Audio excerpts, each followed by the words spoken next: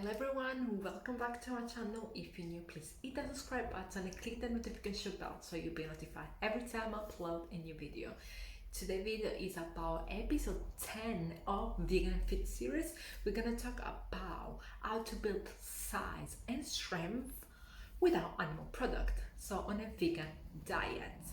So today's guest is Adam, and he's a vegan coach that will definitely give lots of tips to make sure you know what to do if you want to build strength and muscle on a plant-based diet. So you make sure you subscribe, and I'll see you at the end of the video.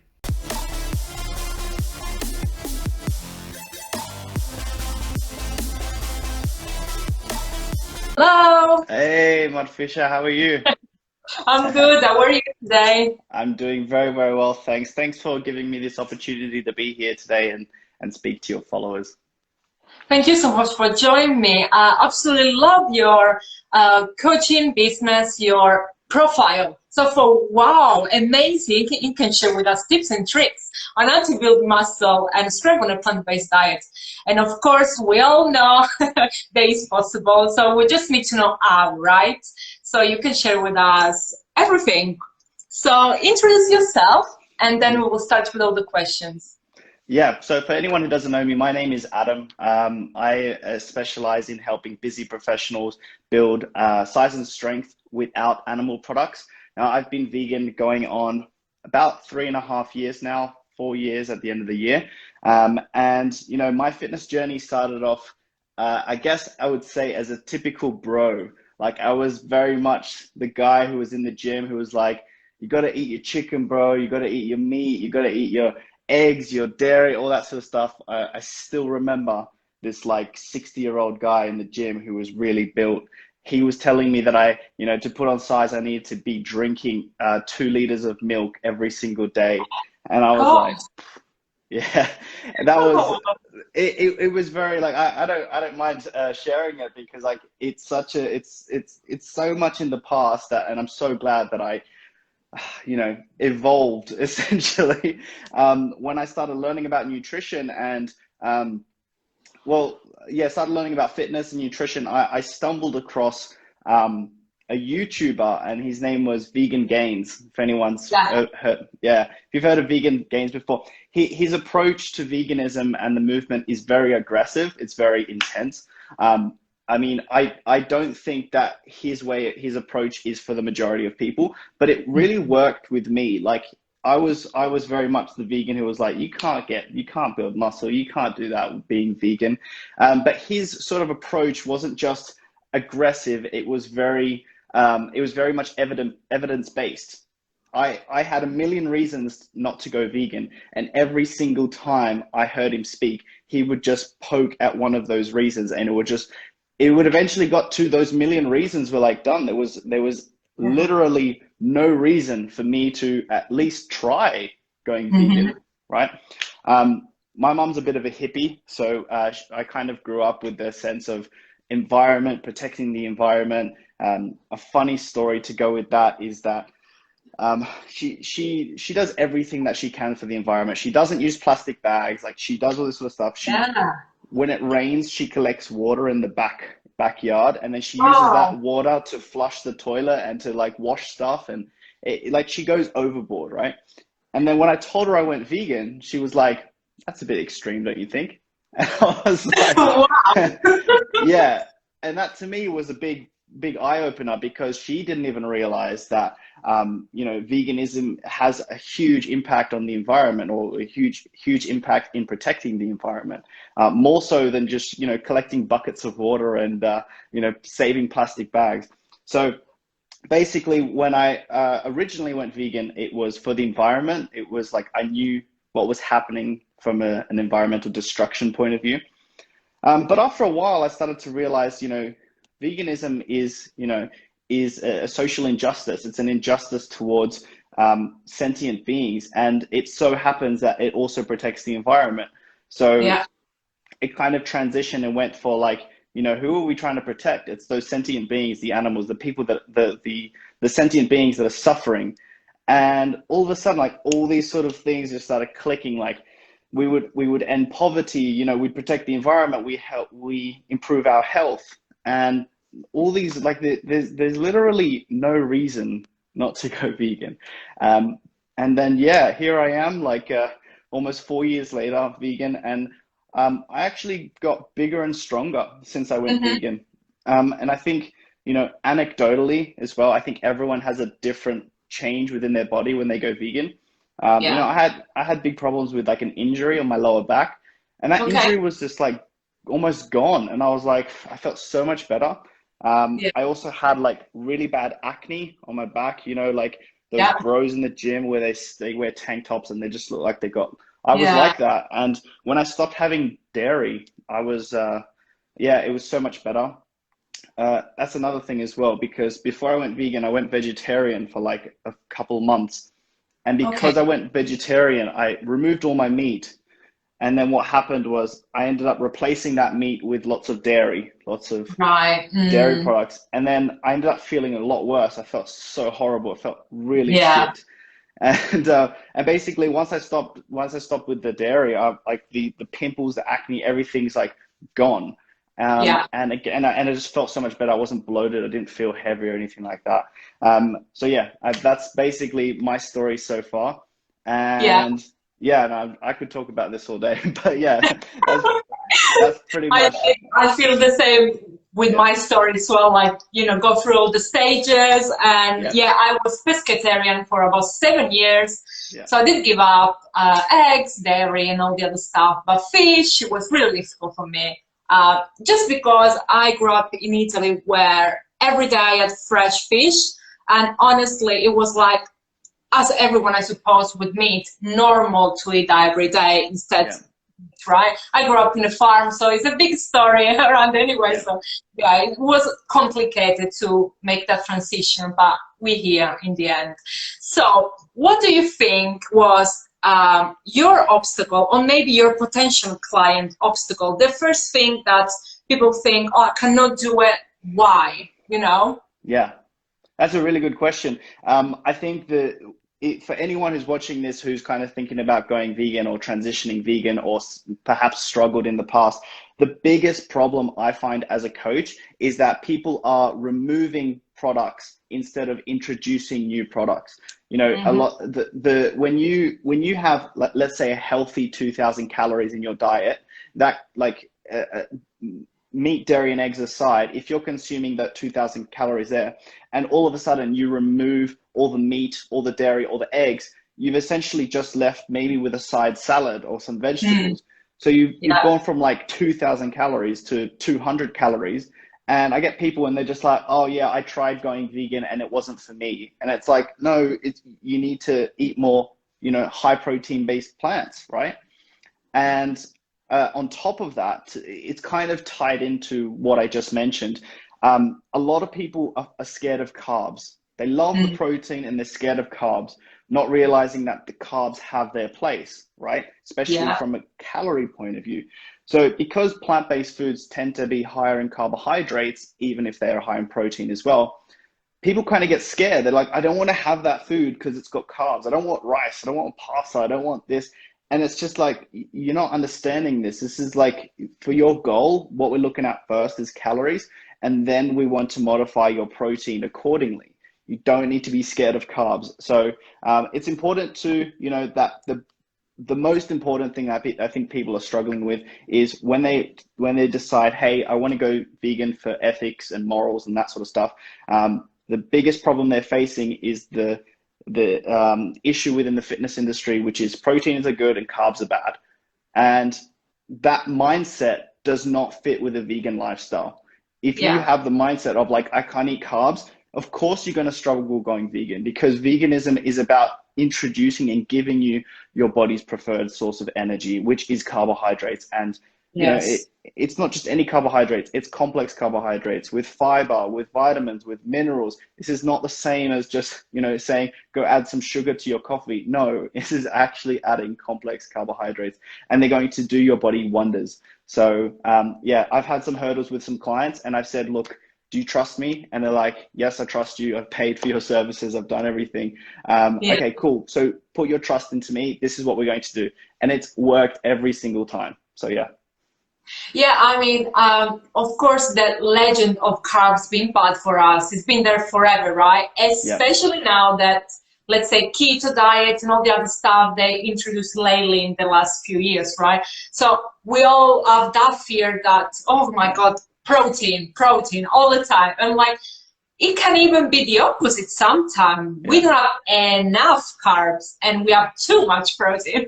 People don't take in consideration that, because I mean, protein deficiency is nearly not existent in any country, right? I'm like, where you can get protein from everything, basically everything. Just the amount of it is going to change if it is meat or it is a plant-based protein source. So definitely, but carbophobic is there. It's been there, especially for female. We have this thing, oh my God, we're gonna get fat a bit quicker if we do eat than bread than pasta. And I do have that with some of my clients that the beginners start and like, oh my God, beans, but it's got carbs. I mean, if you compare the carbs, like you said, on sugar and carbs on the beans, two completely different, but it's the actually word that scares people sometimes. So I get it. So what do you think that we need to prioritize if we are a beginner? So do we need, of course, to have a balanced diet? Do we need to prioritize just in the beginning? Because we can all have maybe digestive issue, discomfort when you first transition. So there is anything that we need to look for to make sure we are balanced? Yeah, this is a really good question because for me personally, the reason to go vegan is more ethics and morals, right? So, you know, if someone gave me the choice of saying, hey, should I transition or should I cut it cold turkey? The ethical side of me is saying cold turkey, just like save as many animals as you can. But at the same time, I understand that transitional phases are a lot more sustainable, a lot more appropriate for people too. So it's very double-sided there. It's you know, like if you know what you're doing, like before I was vegan, I knew a lot about nutrition. So I knew that I simply had to substitute some food. That's easy for me. So I went cold turkey. But for a lot of people, making that change could cause digestive issues, that sort of thing as well. My suggestion would be to, go cold turkey, but also have a transitional aspect, maybe from a macronutrient point of view.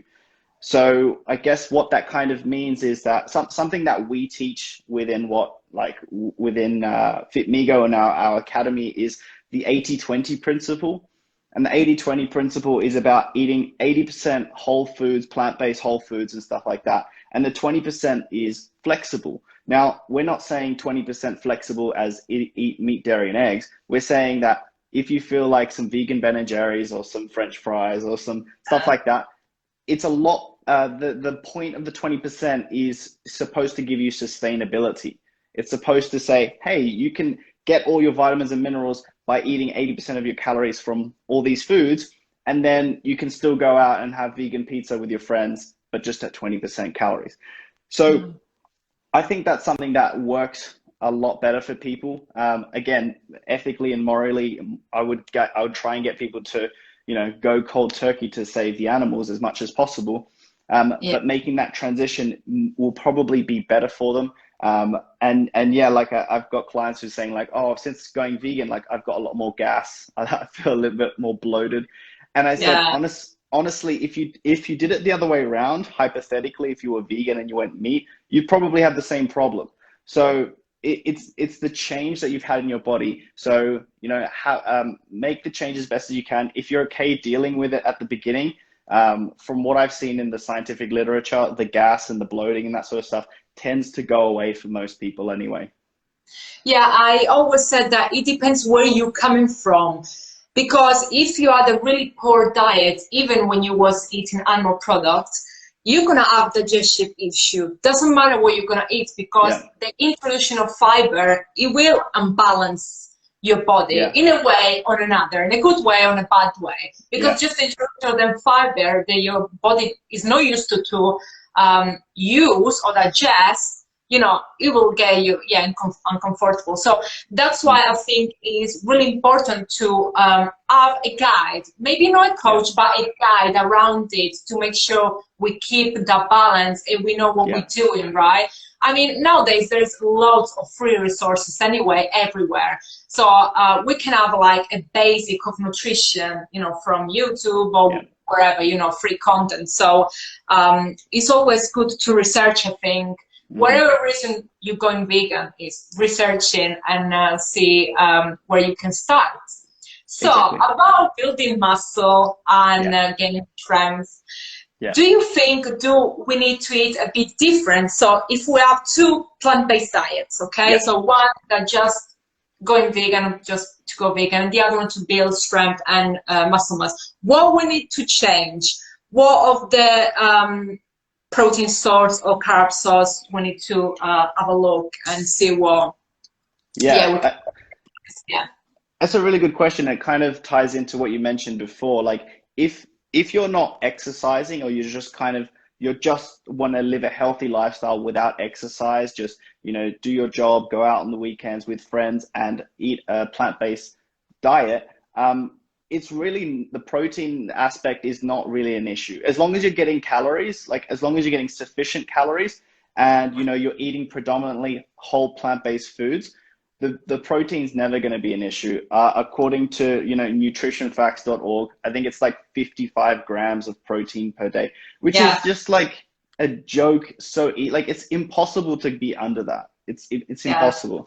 So from that aspect, like the health aspect, that's kind of sorted. Again, carbohydrates and fats, in general, obviously it depends on people's health conditions, if they have PCOS or anything like that. I generally recommend low fat, just because those calories could be used towards carbohydrates as for fuel. But again, like there's no harm in going a little bit higher in fats. It just means that in general, you're probably going to be eating less because they're so calorie dense. So that's kind of like the health aspect of things. I just did a post actually today on the 3 pillars of fitness, and they are health, physique, and performance. When it comes to physique and performance, the things are slightly different, but the principles of whether you're vegan or not are probably going to be the same. The only difference is that non-vegans tend to be obsessed with protein, as opposed to just understanding that, you know, much like sleep, you might benefit from having more, but you don't need, you know, more than 7 to 8. If someone's recommending, you know, you need 20 hours of sleep a day, like why? It's like if you need 400 grams of protein, why? You're just wasting calories that could be used towards carbohydrates or even fats for a lot of people as well. So so from a muscle building point of view and muscle and strength, let's say physique and performance point of view, it's going to be the same. And the thing I want to teach in here is that people usually get the protein and the protein ends the wrong way around, because let's say, for example, your goal is related to losing body fat. So it's like a physique aspect. You want to get shredded for summer or anything like that. The most logical thing to do is aim for the low end of the protein range.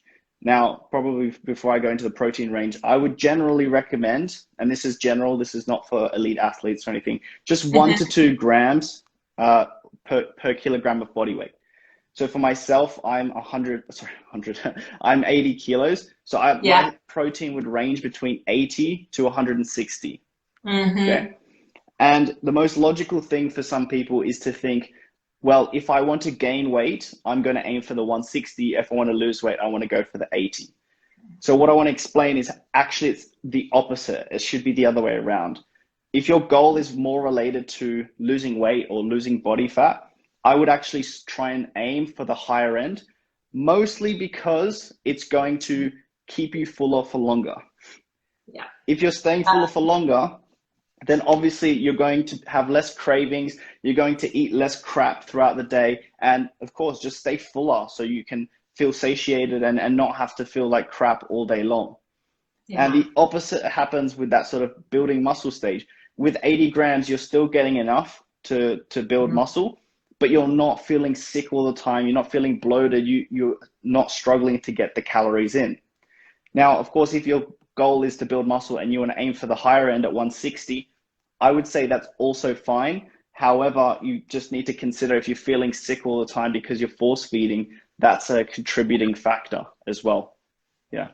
Yeah. I do teach my clients kind of the same portion of carbs and protein. So I totally agree. And of course, it all depends about the goal that a client has. So it's really individual, and lifestyle and everything plays a big role on how you can balance the macros anyway. So you've been a bodybuilder, right? So you've been there building muscle. And so what do you think, and why do you think there is not many vegan bodybuilders nowadays?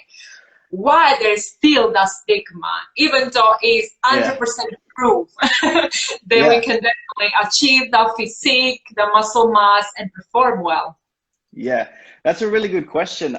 It reminds me of when I first went vegan. One of my friends who's a massive meat eater, he just eats tons of, well, he eats tons of food, first of all, but he has lots and lots of meat in his diet. And he was trying to give me a lot of shit for going vegan and how I wouldn't be successful or anything like that. And one of the questions was like, how come you don't see any vegan bodybuilders? Well, I think it has two parts to it, which is, number one, we're a very small minority of the population. I don't know the exact number, but I would not be surprised if it's somewhere between 1 to 10%, or it could even be lower, depending on where you are in the world. It's a bit higher now, slightly, now in the last couple of years, Yeah. And the other thing that, me personally, that happened to me is that when, you know, like fitness is a big part of my life. But when I started to understand the planet was dying and that the animals were dying and there's people suffering around the world, that became a higher priority for me. So the priority aspect for a lot of vegans is no longer to show off their body and do what bodybuilding is. It's more to actually spend time and energy on things that, on helping others, on helping the animals, right? And that just makes that, you know, 1 to 10% of what vegans could be, it just makes it plummet. It makes it drop even further, because it happened to me when I went vegan. So I've done 4 bodybuilding competitions. Sorry, I've done 5. The first 4, I did them before I was vegan. Okay. And then when I went vegan, I had no interest in showing off anymore. I had none of that.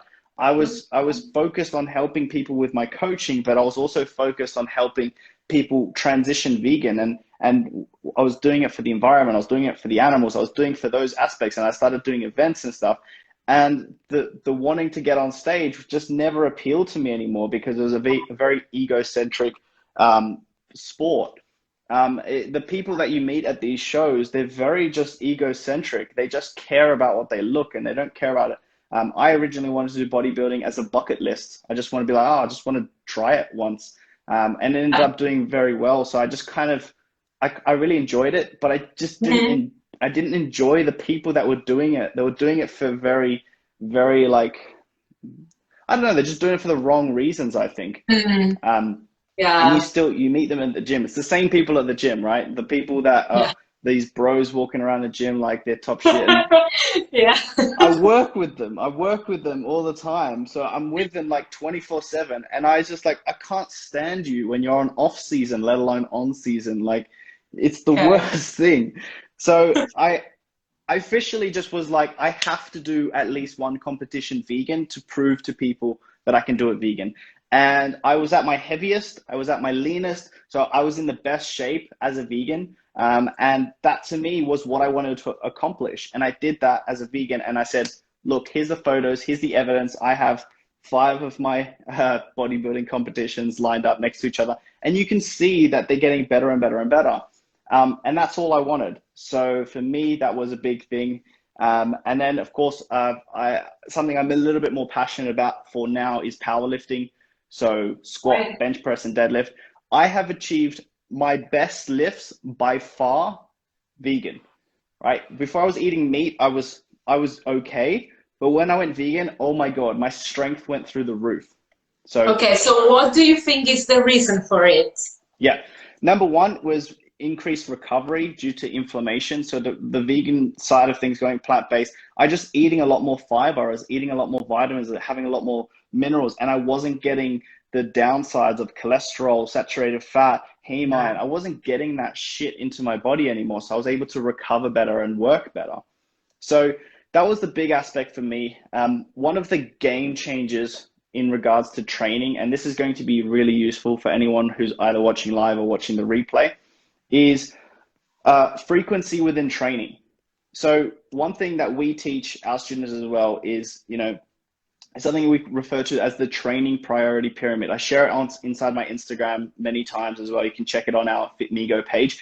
And it's a pyramid which is about prioritizing what you need to do first. So many people are just saying, oh, how long should I rest between sets? And it's like, dude, like, are you figuring out the most important factors first? And then we can talk about that. And after sustainability, it's three things when it comes to training. It's volume, intensity, and frequency. So volume is essentially how much work you're doing. Intensity is how close to failure you're doing it. And frequency is how often you are performing that exercise. Now, volume isn't really an issue for a lot of people, just because they understand that they're going to the gym, they're doing something, and they're usually adding more reps or sets or something to it as well. Mm-hmm. Intensity tends to be a bit tricky for a lot of people. I don't want this to sound sexist at all, but females tend not to train hard enough because they don't want to get bulky, and men go the other way around. Definitely not me. Yeah, definitely not you. No. Yeah, men go the other way and they try to kill themselves till they're bleeding, and both of them are going to give really poor results. But the one thing that people struggle with, especially men, oh my God, men are the worst at this, is frequency. So there's a very common, training style, which is a bro split, which is Monday chest, legs back, Tuesday back, legs on Wednesday. And they just do that. And what happens is they're only training one muscle group once a week. That's it. It's a terrible strategy. It's a terrible way to train because it's very infrequent. You're saying, like, imagine you play football once a month or once a week. Like, you're not going to get better at it. You're just doing it once, like, a week. There's not enough frequency there. Perhaps at the beginning, you'll get a little bit of progress, but then after a while, there's no room to improve that. So for anyone watching, make sure you have, at least 2 to 3 sessions of what you're trying to achieve. So if it's bodybuilding, so the body parts, 2 to 3 times per week at least. And then for powerlifting, it's very similar. I'd probably aim more, again, 2 or 3 times per week. And that's going to help a lot with not just strength gains, but building muscle as well. Yeah, definitely. I did see a big change because I used to do bra splits in the beginning. It was the opposite. I just started like that.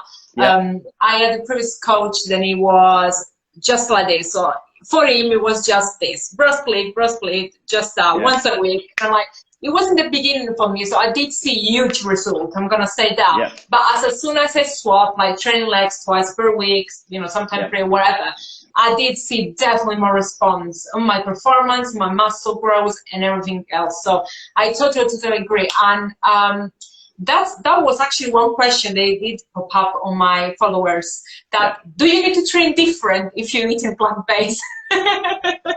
So short answer, no. Not at all. But like, just to add to that, because you're recovering quicker, you probably can add more frequency to your training. I know a lot of vegans who have gone, actually Tui's partner, Ricardo, I had an interview with him, and he went from like, I think 1 session a day, and now he's doing 3 sessions a day. So so the frequency for him, just because he was recovering so well, was that's the only reason I could think of, which is being able to recover quicker, affecting the recovery. Yeah, definitely. Okay, let's see, because I have a couple of questions from followers that it's so there is any particular training that you recommend for building strength apart from powerlifting, but any particular methods that we can use? Sorry, what was the last bit? Any particular what? method that we can use? Any split that you recommend or anything? Yeah, it's funny. I've just done a powerlifting split, so I was been focusing on powerlifting. For anyone again watching, powerlifting by definition is a combination of strength and speed. So you're trying to lift heavy as fast as possible. And then there's obviously strongman competitions. I think it's important to identify what the reason for strength is. If it's more for powerlifting, then I really follow a method for what I've been doing up until now would be repeating my workout A, and I've shared this inside my Facebook as well, which is essentially back squat and bench press. And then I would have accessories to that. So I would do leg exercises, which would help me become more powerful, like Bulgarian split squats, lunges, stuff like that. And then the same thing for bench press or chest. I would do exercises. I would do accessory exercises, which complemented my bench press and helped my power there. So that was the A workout. That was powerlifting A. And then the B workout was essentially deadlifts and pull-ups. So the deadlifts and pull-ups, they're both pulling exercises essentially for the posterior chain. I would then sort of, I would add accessory exercises, accessory work to that, which would be things like bent over row, pendulé row, even, you know, some underhand pull downs and stuff like that. Again, it was dependent on, because I moved to Madrid, it highly depends on what I have access to at the gym. I'm at a commercial gym now and it's just full of bros and I'm like, oh, they're just like on the machine that I want to use. So I was just like, okay, don't worry, I'll leave it. I'll do something else for now. But as long as I had those sort of main 4 lifts, which is the back squat, the bench press, the deadlift, and then the pull-ups, I framed the accessory work depending on what I had access to. So those A and B workouts would be just essentially Monday, Tuesday, and then I would repeat again Wednesday, Thursday, and then Friday, Saturday, and then Sunday off, basically. And that works well for people who can only train 4 days a week as well. If you can only make 4 days, then it's the same split, except the only difference is you're just going to do over 4 days. Yeah, there was a question about rest indeed. Let me see. So, so yeah, how many days ideally you should take between session? Between sessions, I'd say it's very dependent on where you are. Like one thing that we make sure that we understand at the beginning when people are starting with us, majority of the people that start with us are beginners, and they come from generally either doing nothing or doing very little. So we try and get them doing 3 sessions a week to start off with. And in between those sessions, we would get them to do mobility work. So it would be essentially exercise, mobility, exercise, mobility, exercise. And that generally adds up to Monday, Tuesday, Wednesday, Thursday, Friday, and then they have the weekend off. It depends if you include the Tuesday, Thursday mobility as a training session. I wouldn't count it towards vigorous training, just kind of mobility stuff. Yeah. And then what we try and do is that for the first 4 weeks or the first month, it's generally going to look like that. After that, we then bump it up to 4. So then it usually looks like workout, and then mobility, workout. And again, that just spreads things out. It's still 5 days, but you've got an added extra vigorous day in there. Yeah. And then basically just kind of have that for the next month. And then the month after that, we then build them up to 5 days, if possible.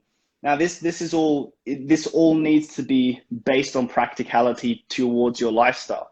So if you have a hectic lifestyle and you have a big family and you literally can only fit 3 workouts a week, but you're really advanced, then the 6-day workout that I usually do, you might need to cram it into 3 days and do double the work.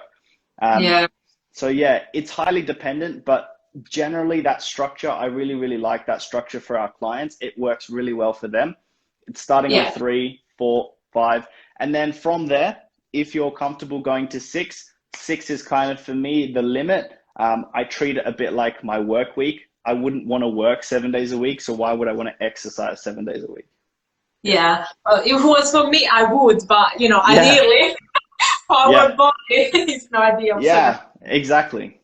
Yeah. But it could be like a different form of exercise. Like I like to go for a walk on Sunday and bike ride and stuff. Yeah. So Yeah, active rest day. I do take those a lot. Yeah, definitely. exactly.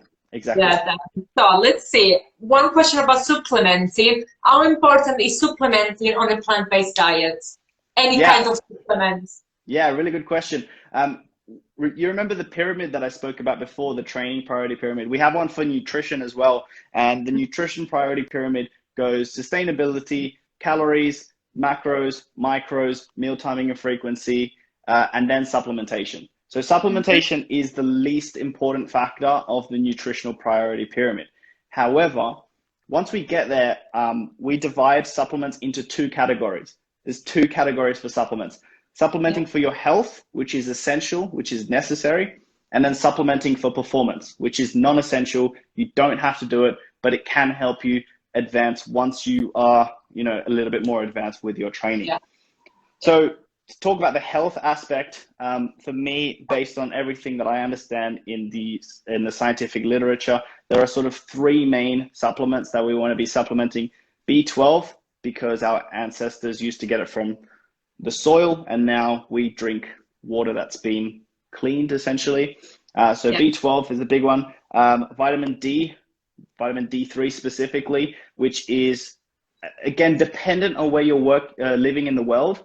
If you're living in Bali or somewhere like that, probably less likely to need it, but there's no harm in adding it anyway. And then omega-3s, just to add them in, to make sure that your ratio is adequate, and you don't need to eat fish. You don't need to get toxins and mercury and all that crap from fish. You just need to get it straight from the source, which is an algae-based omega-3. And I will add a disclaimer to that as well, which is speak to your medical advisor, speak to your doctor first about that. But based on the because obviously we're talking about veganism, because we're talking about plant-based lifestyle, it is important to understand that those are the three main priorities. Now, obviously, if from a health perspective as well, if you're deficient in iron or whatever, you need to speak to your doctor. You need to ask them what you need to be taking. But what you always need to understand is that there's always the vegan alternative. There's no nutrient that you can't get on a plant-based diet that you need for your health. So it's all out there. Anyone watching is like, oh, I have this special condition. Don't worry, it's all covered. There is always a vegan option. Onto the performance side of supplements, there's only 3 real supplements I would recommend for people who are kind of looking to build muscle or build strength. And that is going to be creatine, for starters. Creatine is going to be insane in improving your essentially recovering your ATP, which is basically your energy currency. So if you have more creatine in your system, your body is going to essentially become stronger. When you become stronger, you build more muscle. When you build more muscle, you are going to find it easier to lose fat. So it's very, very helpful as a domino effect into all aspects of your training. On top of that, this is completely optional for people, but caffeine is huge for me. I know just adding a little bit of caffeine to someone's diet is not going to give them any calories as a pre-workout, and it's going to take them to the next level. As long as they're not overdoing it with the coffees at work or anything like that, I would just maybe even get them to swap it. So if they're having like 4 coffees in the day, which is crazy, I would say like just get rid of 2 of them, and we're going to add a pre-workout before your training sessions and see how that goes. So pre-workout is another one that I would recommend for anyone who wants to take that next stage. And the last one is kind of what we spoke about, is a protein powder. Again, a protein powder is going to be quite useful for a lot of people who are struggling to get their protein intake in. Particularly good for people who are eating a lot. It's very convenient. Protein powder tends to be faster digesting, meaning again, if you're digesting it a lot quicker, you're going to be hungrier sooner, so you can eat more food. So yeah, those are sort of my 3 recommendations from a performance point of view in regards to supplements. Yeah, I think I have the question about protein powders all the time, as I think we all share some kind of protein powder, and I cannot think about eating more meals than I do now. So of course it's just convenient. I always say that it's not necessary, but it's convenient. So 100% that. So let's see, I have one last question if it's okay for you. Yeah? Yeah, for sure. Someone is asking, how important is to eat whole food instead processed food on a plant-based diet to gain strength and muscle mass? Yeah. So if I understood the question correctly, is it necessary to eat? No, how important is tea? So if we're choosing whole food instead processed food, it's gonna make a different outcome of it? It's gonna make a change, a difference? Yeah. This question reminds me of if it fits your macros. Have you heard of if it fits your macros? Oh yeah, all the time. Yeah. And for anyone who doesn't understand if it fits your macros, it's the notion that as long as your numbers are hitting the macronutrient targets, then you will reach your physique and performance goals. So meaning that if you hit your protein from, chicken, or if you eat it from beef or whatever, or if you get it from sugar, if you get your carbohydrates from sugar, or if you get your fats from oils, if you're hitting the macros, it's going to be the exact same as if you do it from whole foods, let's say lentils and beans and, rice, brown rice and avocados and hummus. The notion there is that, is it going to be the same from a physique and performance standpoint? And my short answer is they're actually going to be the same in regards to the results. The big difference for me is the health aspect. The health is going to be a problem. So do you need to eat whole foods to reach your physique and performance goals? I don't think you do. You'll be amazed how much your body can actually do if it's just got the macronutrients. However, you are going to struggle in the future long term from a health perspective. You're going to have really bad problems with heart disease. You're going to have really big problems with, the cholesterol buildup essentially. And I think you're going to feel sluggish. I've got a few friends who have extremely terrible diets. You would not believe the foods that they eat. However, they hit their macro targets. All they do is eat like Domino's pizza and McDonald's and steak and all that sort of stuff. And they just get it from highly processed foods. But he's one of the strongest guys that I know. It's insane. Right. And, I've spoken to him about it. I was like, dude, you would have so much less inflammation. You would be able to have your powerlifting career a lot further if you just ate more whole foods or anything like that. And so can you reach it? Yeah, you can definitely reach your goals with processed foods. But if you're concerned about your health, then I would do your best to get it from those whole food, plant-based, minimally processed. I think it's important to say minimally processed because people get carried away. All processed foods are bad. I think some processed foods can be good for you, like vinegar. Like vinegar is highly processed, and it can be beneficial for you. But for example, oil, I wouldn't say oil is healthy, and that's vegan, that's plant-based. So it does really, really depend. But minimally processed, essentially. Yeah, I mean, I think not just actually on the health. If we're talking about, let's say, when I was eating not very well and everything, it was affecting my mood, my sleep, and lots of other stuff. So it's not actually health about having issue with, your health. It's just everything else, your routine, everything else. It does affect that. I did notice that in the beginning, when I didn't have no much knowledge on a plant-based diet, I started to pick the processed food like, I don't know, vegan burgers and all the other stuff that I can substitute to make it easier transition. But then as soon as I understand that I can start to introduce more beans and all the other stuff, completely change how I digest the food. If you bloat it or not and all the other stuff. And it will, of course, affect how you perform in the gym, because if you have a really big meal, you cannot digest it well and everything, it will affect your performance in one way or another. So so definitely that. Exactly, Yeah, amazing. Okay, so that was amazing. Thank you so much for sharing all your knowledge with us. I'm sure that all the followers and then my YouTube subscribe, I appreciate you. And so yeah, where they can find you apart from Instagram? There's anywhere else they can find you? Yeah, so I guess Instagram is the best platform we have right now, as well as Facebook. We have our Facebook group, which is FitMego Health, Physique, and Performance. So I think you can find it just by searching FitMego, FITMEGO. And then my handle on Instagram is Plant Powered Pro, with underscores between the words. But yeah, that's pretty much where we're at right now. We also run a free 5-day Plant Power course for anyone who's kind of interested in what we've discussed today, summarized into 5 days with some video tutorials and some tasks for you to follow. And that's all linked up to our group as well. So yeah, there's that. Thank you so much again. And yeah, we will catch up soon. Thank you. Thank you so much for having me. Thanks, you. Marfisia. Bye. Take care. Bye-bye. Bye. Welcome back. I hope you enjoyed the video. If you have any question, please pop it here below. Don't forget to follow me on Instagram so you can see lots of more content that will help you to thrive on a plant-based diet. You make sure you click the like button. Let me know what you'd like to see on my next episode, or if you have any guests that you would like to see on my series.